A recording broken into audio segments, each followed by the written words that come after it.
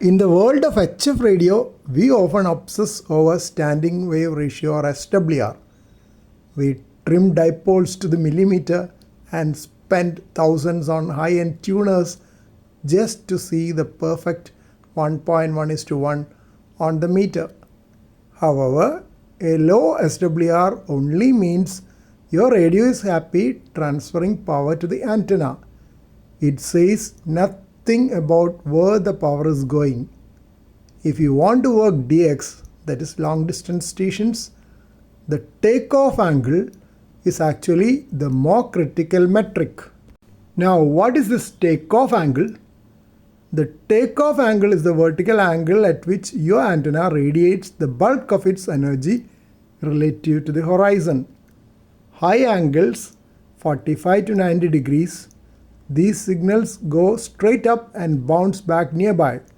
This is known as NVIS, Near Vertical Incident Sky Wave. Perfect for local communication, but useless for DX.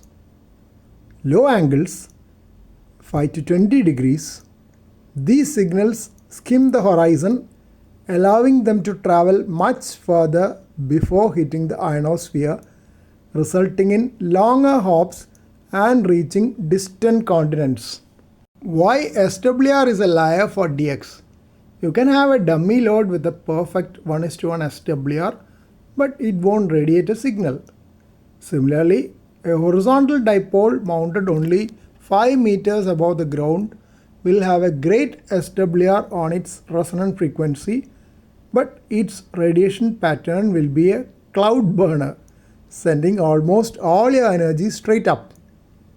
The SWR TOA conflict. Low SWR ensures your transmitter doesn't fold back power due to reflected energy.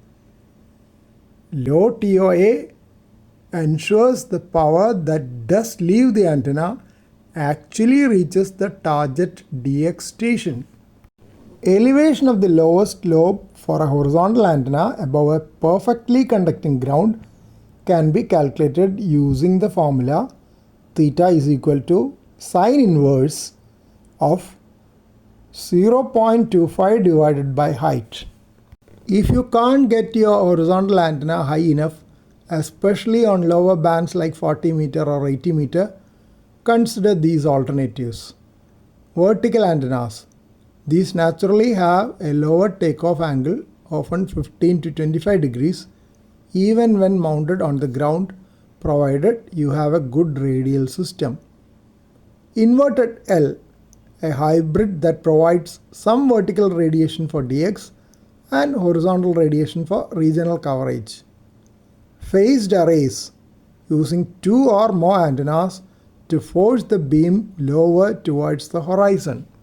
While low SWR prevents your final transistors from overheating, it's the elevation of your antenna and its polarization that determine if you'll actually be heard in a different time zone.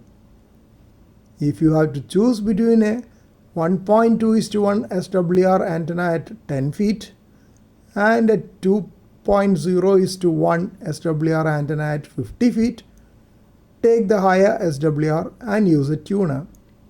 The lower takeoff angle will outperform the perfect match every time.